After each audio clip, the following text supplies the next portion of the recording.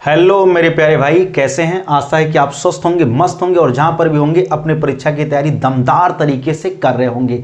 मेरे प्यारे भाई, आज की वीडियो में हम आपको बताने वाले हैं कि वो कौन कौन सी विशेष परिस्थितियां हैं जहां पर टेंशन नहीं बदलता, प्रोनाउन में कोई चेंजिंग नहीं होती है। इसके अलावा हम आपको वो भी कॉन्सेप्ट बताने वाले हैं जहां पर आपके रिपोर्टिंग वर्ब का ऑब्जेक्ट ना दिया गया हो और रिपोर्टेड स्पीच में सेकंड पर्सन का शब्द लिखा मिले तो उसे कैसे बदलेंगे।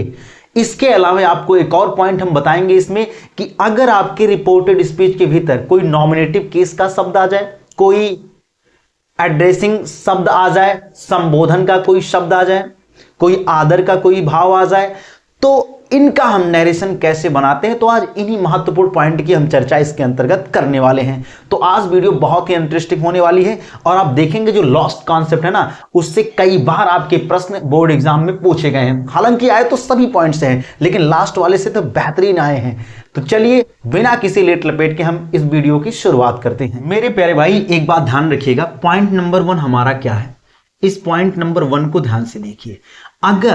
अगर मेरे प्यारे भाई रिपोर्टेड स्पीच के भीतर, ध्यान से सुनिएगा, अगर मेरे प्यारे भाई रिपोर्टेड स्पीच के भीतर कोई हमारा यूनिवर्सल ट्रुथ का वाक्य लिखा मिले, यूनिवर्सल ट्रुथ लिखा मिल जाए, यानी सार्वभौमिक सत्य बात लिखी मिले, ठीक। अगर इसे रिपोर्टेड स्पीच के भीतर मेरे प्यारे भाई कोई हिस्टोरिकल फैक्ट लिखा मिल जाए, क्या लिखा मिल जाए, कोई हिस्टोरिकल फैक्ट्स लिखा मिल जाए। इसके अलावा अगर रिपोर्टेड स्पीच के भीतर हमारा कोई इडियम्स आ जाए मेरे प्यारे भाई, इडियम्स या फ्रेजेस आ जाए, या फिर मेरे प्यारे भाई कोई हमारा प्रोवर्ब आ जाए जिसे हम कहावत या फिर मुहावरा भी बोल देते हैं, ठीक है ना, कहावत या मुहावरे या लोकोक्तियां आ जाए। तो इसके अलावा मेरे प्यारे भाई अगर वाक्य में हैबिचुअल एक्शन की बात की गई हो, हैबिचुअल एक्शन की बात की गई हो, ठीक है ना, तो ऐसी विशेष परिस्थितियों में हम क्या करते हैं, हम इस रिपोर्टेड स्पीच में जो भी वाक्य जैसा भी लिखा गया है, ठीक है ना, ये जिस टेंस में लिखा गया है, ये वाक्य जिस भी टेंस में लिखा गया है उसके टेंस में कोई भी परिवर्तन नहीं करते हैं मेरे प्यारे भाई, समझे आप। यानी कि अगर रिपोर्टेड स्पीच के भीतर universal truth, historical fact, idioms, phrases या प्रोवर्ब्स, हैबिचुअल एक्शन, इस तरीके के वाक्य लिखे मिलते हैं तो उनके टेंस में कोई परिवर्तन ही नहीं करते हैं, समझे आप। बताइए, पॉइंट 1 आपको क्लियर हो गया। अब इस पर हम आपको कुछ उदाहरण बता रहे हैं, उसको ध्यान से करने की कोशिश करिए। तो चलिए मेरे प्यारे भाई, यहां कुछ वाक्य है उसकी प्रैक्टिस करते हैं। ध्यान से देखिए, लिखा है हमारा, the teacher said the earth moves around the sun. अध्यापक ने कहा कि जो पृथ्वी है वो सूर्य के चारों ओर घूमती है, ठीक। अब आप ध्यान दीजिए, अगर आपने गलती से, समझिए कैसे, अगर आपने गलती से भी इसका टेंस बदल लिया ना, ये देख करके कि सर रिपोर्टिंग वर्ब तो पास्ट टेंस में है तो रिपोर्टेड स्पीच का टेंस बदल जाएगा, आपने तो यही बताया था टेंस वाले टॉपिक में।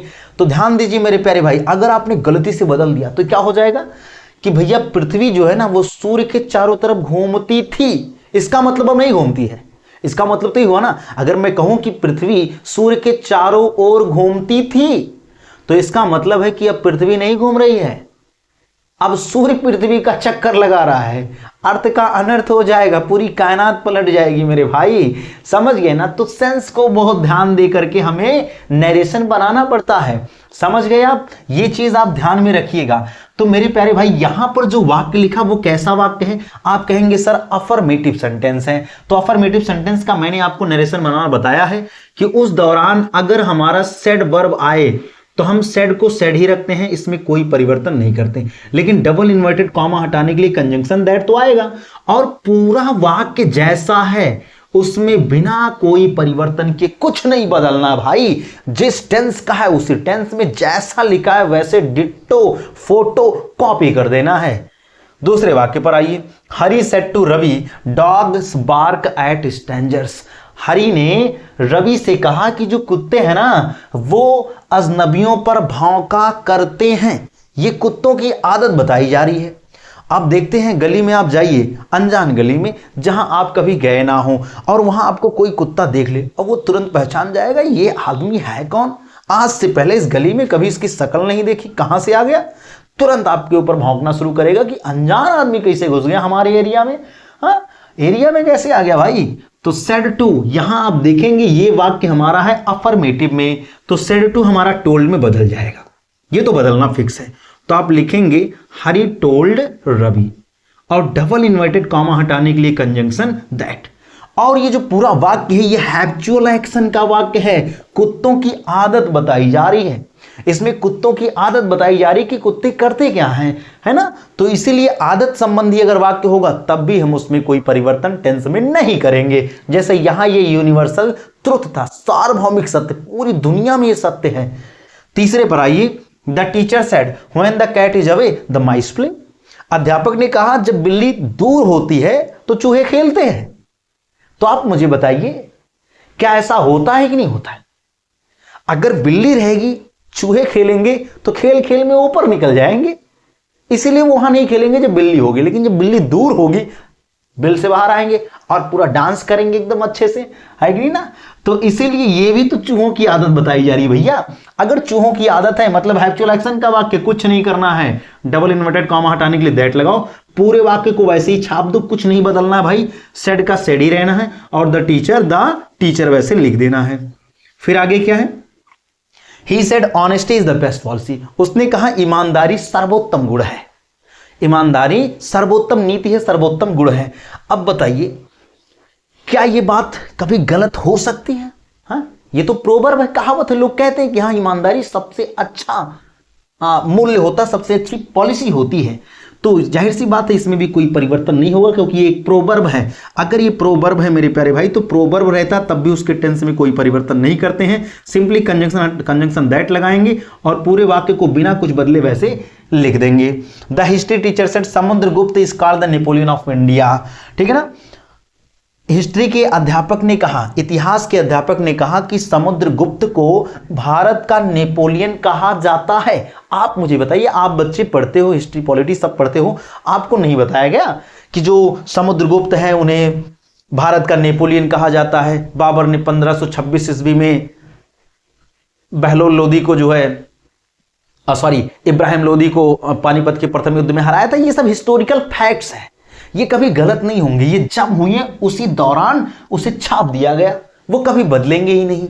तो यहां पर ये भी तो है, ऐसा थोड़ी कहेंगे कि समुद्रगुप्त को भारत का नेपोलियन कहा जाता था मतलब अब नहीं कहा जाता। कहा जाता था मतलब क्या है कि अब नहीं कहा जाता, जबकि आज भी हम भारत का नेपोलियन कहते हैं।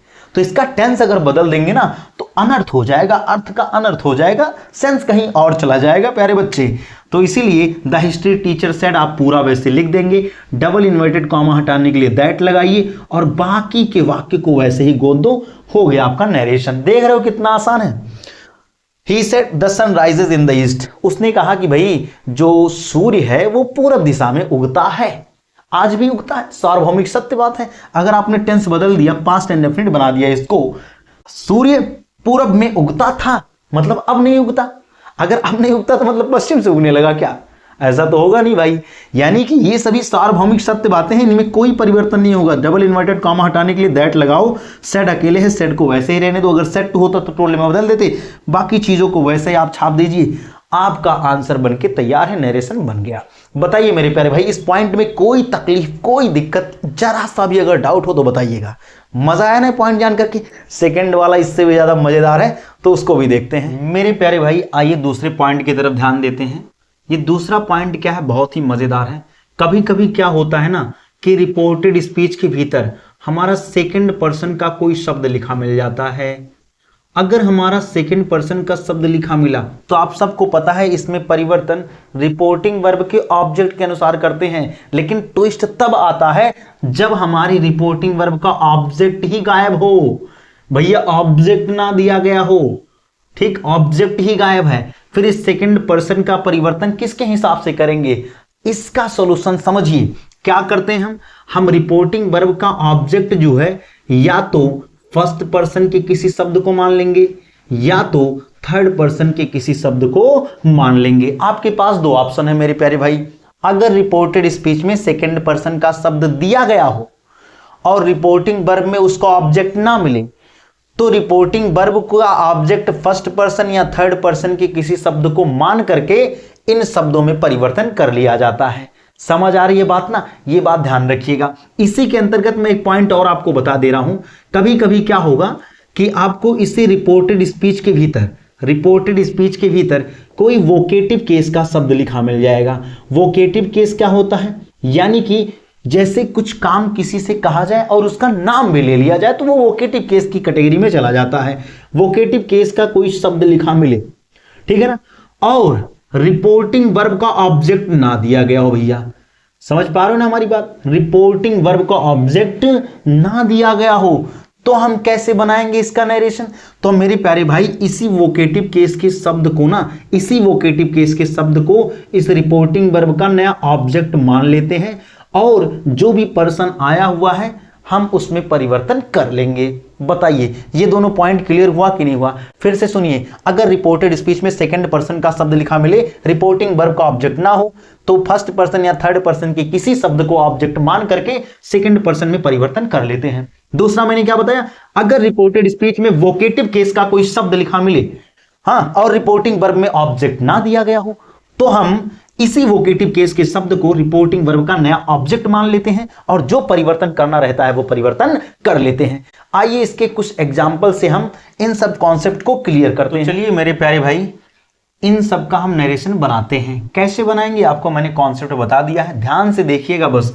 He said what have you got in your bag, ध्यान से देखिए, he said what have you got in your bag, यहाँ यू सेकेंड पर्सन का शब्द, योर सेकेंड पर्सन का शब्द, ये बदलता किसके हिसाब से है, रिपोर्टिंग वर्ब के ऑब्जेक्ट के अनुसार। ऑब्जेक्ट है ही नहीं, अगर ऑब्जेक्ट नहीं है तो कैसे बदलेंगे। चलो अपना सब पूरा नियम लगाइए।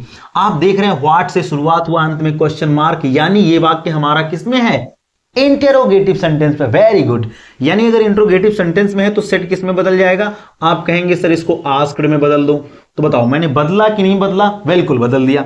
अब फिर क्या करते हैं, ये WH टाइप क्वेश्चन है, इसी व्हाट को नया कंजंक्शन मान लेंगे, काम खत्म।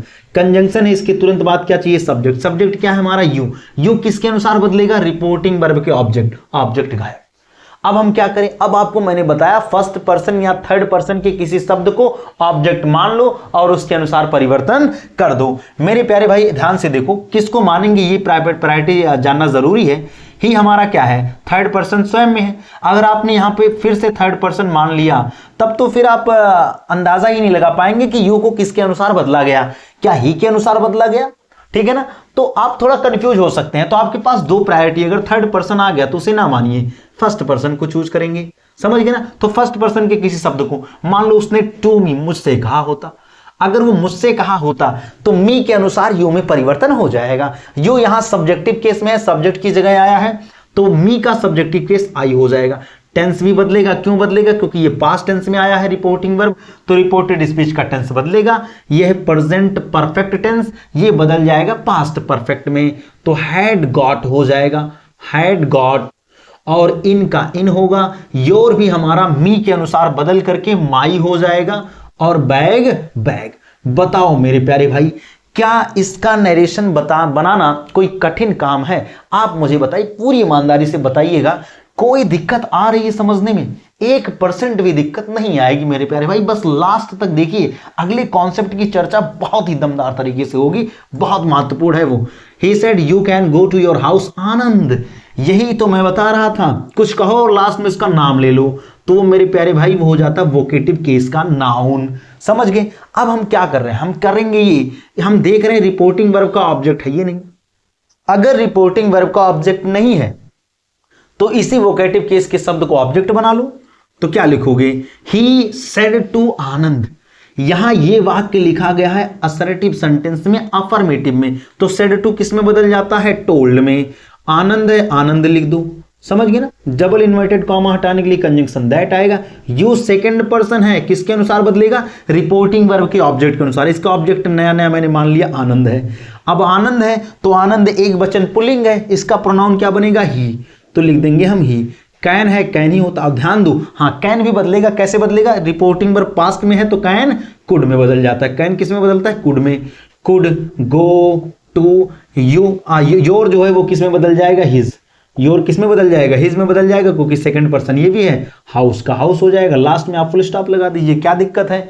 अगले वाक्य पर आइए, I said you should work hard, ठीक है ना। You should work hard, I said, said का सेड ही रहेगा, ठीक है। तुम्हें कठिन परिश्रम करना चाहिए, यू सेकंड पर्सन, ऑब्जेक्ट है इसका गायब, तो यहां देखो आई फर्स्ट पर्सन का शब्द आ गया। यहां आप फर्स्ट पर्सन के शब्द को या फिर आप थर्ड पर्सन के किसी भी शब्द को आप मान सकते हैं क्या, ऑब्जेक्ट। लेकिन समझिए यहां तो हमारा फर्स्ट पर्सन आ ही गया ना, तो हम फर्स्ट पर्सन को क्यों लेंगे, हम थर्ड पर्सन को लेंगे। किसी को भी मान लो, ही को, सी को, दे को, इट को मत मानना, समझ गए ना। कोई जो है निर्जीव वस्तु से कुछ कहेगा नहीं कि आप कठिन परिश्रम करो।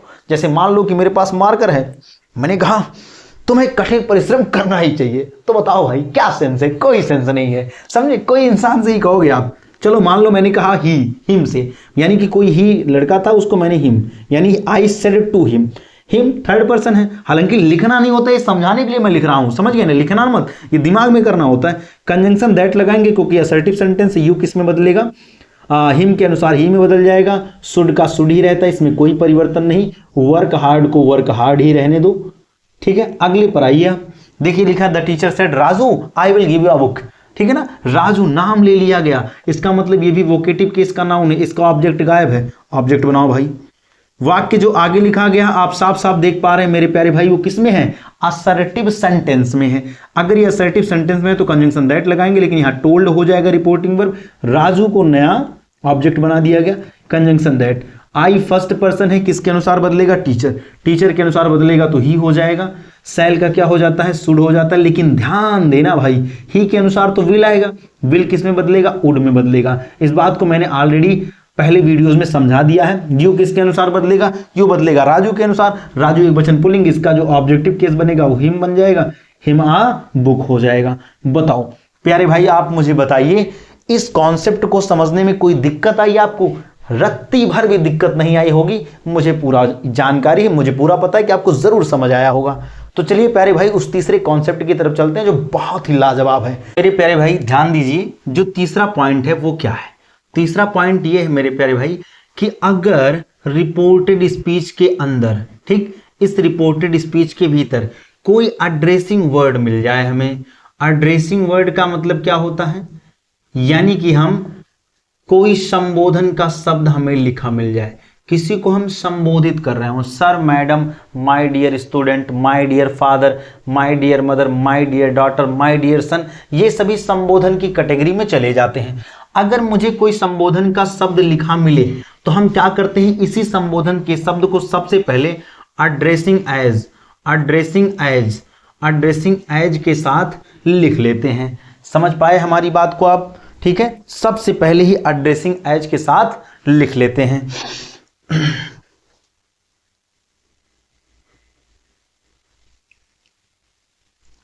तो चलिए मेरे प्यारे भाई इस पर भी हम कुछ प्रैक्टिस कर लेते हैं। ध्यान से समझिएगा, रिपोर्टेड स्पीच के भीतर अगर एड्रेसिंग वर्ड लिखा मिले तो हम एड्रेसिंग एज के साथ उसे सबसे पहले लिख लेंगे, ठीक है। और बाकी का नरेशन बिल्कुल उसी तरीके से बनाएंगे जैसा कि हम पहले बनाते आए हैं, सभी नियमों का उचित प्रयोग कर करके। देखिए इन वाक्यों को कैसे बनाएंगे, इनका नरेशन। पहला वाक्य है, she said my dear daughter I shall teach you Sanskrit. ध्यान से देखिए, माय डियर डॉटर ये हमारा संबोधन का शब्द है, तो हम क्या करेंगे, इसको सबसे पहले एड्रेसिंग एज के रूप में लिख लेंगे। लेकिन ध्यान दीजिएगा, माई हमारा फर्स्ट पर्सन का शब्द है। अगर ये फर्स्ट पर्सन का शब्द है तो ये रिपोर्टिंग वर्ब के सब्जेक्ट के अनुसार बदलेगा। क्यों? क्योंकि ये double inverted comma reported speech का एक भाग है, और जब भी हम रिपोर्टेड स्पीच के भाग में परिवर्तन करेंगे तो सारे नियमों का उपयोग करना ही पड़ेगा। तो हम सबसे पहले लिखते हैं एड्रेसिंग एज, एड्रेसिंग एज। लेकिन ध्यान देना, यहां पर लिखना क्या होता है, डॉटर क्या है भाई, एक वचन स्त्रीलिंग, तो उसके लिए प्रोनाउन हर आएगा, तो एड्रेसिंग हर एज हर डियर सन। ये माई जो है सी के अनुसार बदल के हर हो जाएगा, समझ गए, हर डियर सन, सॉरी सन नहीं, डॉटर है तो डॉटर, सन होता तो सन लगा देते मेरे प्यारे भाई, काम खत्म। इसके बाद क्या कहेंगे, इसके बाद हम लिखते हैं सी सेड, इसके बाद तो कॉमा लगाएंगे, कॉमा के बाद क्या लिखेंगे, सी सेड, ठीक है, सी सेड, सी सेड। बताओ कोई दिक्कत, सी सेड। इसके बाद डबल इन्वर्टेड कॉमा हटाने के लिए कंजंक्शन दैट आ गया। डबल इन्वर्टेड कॉमा हटाने के लिए क्या आएगा, दैट आएगा। क्यों आएगा, क्योंकि यहां वाक्य हमारा कैसा है, असर्टिव सेंटेंस में, इसीलिए। आई फर्स्ट पर्सन है, सी के अनुसार बदल करके सी कर देंगे, काम खत्म। सेल किस में बदल जाएगा, वुड में। क्यों, क्योंकि भाई सी के अनुसार विल आना है, विल वुड में बदल जाएगा। टीच का टीच ही हो जाएगा यहां पर। यू देखो, यू किसकी बात करेगा, इसी की पुत्री की ही तो चर्चा हो रही है, तो वहां हर आ जाएगा, हर। और यहां हो जाएगा संस्कृत। क्या हो जाएगा भैया यहां पर, संस्कृत। बताओ किसी बच्चे को कोई दिक्कत हो तो मुझे बताएं। His mother said, naughty boy, you have been fighting again. Naughty boy, ठीक है ना, उसकी माँ ने कहा। तो एड्रेसिंग के साथ आप सबसे पहले लिखिए, तो एड्रेसिंग आपने लिख दिया, कोई दिक्कत की बात नहीं, ठीक है ना। बॉय की बात है यानी हिम, ठीक है ना, addressing him as naughty boy, as naughty boy, काम खत्म, ठीक, नॉटी बॉय। इसके बाद क्या करते हैं, हिज मदर सेड लिख देंगे, हिज मदर सेड, ठीक है, क्योंकि हमारा जो संबोधन शब्द होता है उसी को सबसे पहले निकालना पड़ता है, ठीक है। फिर इसके बाद कंजंक्शन हम दैट लगा देंगे। क्यों, क्योंकि भाई वाक्य हमारा क्या है, अफर्मेटिव सेंटेंस में लिखा गया है, इसीलिए डबल इन्वर्टेड कॉमा हटाने के लिए कंजंक्शन दैट आ गया। यू सेकंड पर्सन है, इसी बॉय के अनुसार बदल करके ही हो जाएगा, काम खत्म। हैव है तो हैड हो जाएगा, क्यों, क्योंकि टेंस भी तो बदलना है, हमारा रिपोर्टिंग वर्ब पास्ट टेंस में आ गया, इसीलिए फाइटिंग अगेन, फाइटिंग अगेन, समझ गए। बताओ किसी को कोई दिक्कत हो तो मुझे बताए भाई, कोई समस्या नहीं होनी चाहिए। The servant said to his master, thank you sir for your help. ध्यान दीजिएगा आप, इसका कैसे बनाएंगे, थैंक यू दे रहा भाई, थैंक कर रहा है कौन, सर्वेंट अपने मास्टर को, किस लिए, कह रहा भैया आपने जो हमारी मदद की, और सर शब्द लगा दिया, मतलब रेस्पेक्ट, सर मैडम यानी रेस्पेक्ट। तो क्या हो जाएगा, द सर्वेंट रेस्पेक्टफुली, समझ गए। उसका बनाना पड़ेगा हमको क्या, एडवर्ब भाई साहब, रेस्पेक्ट दे रहा है वो, रेस्पेक्टफुली, ठीक है ना, रेस्पेक्टफुली। क्या किया उसने, थैंक किया है, तो थैंक यू नहीं, थैंक्ड हो जाएगा, थैंक यहां वर्ब बन जाएगा। किसे, the master, his master, his master किस लिए दिया भैया, फॉर योर हेल्प, वैसे लिख दो, काम खत्म। देख रहे हो कितना बढ़िया बन गया ये। किसी को कोई दिक्कत हो वो मुझे बताए। मैं आपको एक क्वेश्चन दे रहा हूं, उसको आप घर से करके लेके आइएगा। जैसे मैंने लिखा मेरे प्यारे भाई कि I said my dear son, have you not completed your homework, ठीक है ना, योर होमवर्क। मैंने आपको ये क्वेश्चन दे दिया है, इसका आप जो है कमेंट बॉक्स में कमेंट करके बताइएगा नरेशन कैसे बनेगा। तो मेरे प्यारे भाई आज की वीडियो यहीं तक है, ठीक है। अगर आपको कोई दिक्कत होती है, कोई समस्या होती है, तो आप मुझे कमेंट बॉक्स में कमेंट करके बता सकते हैं। वीडियो को लास्ट तक देखने के लिए बहुत बहुत धन्यवाद। तो चलिए मेरे प्यारे भाई यहीं पर समाप्त करते हैं। जय हिंद।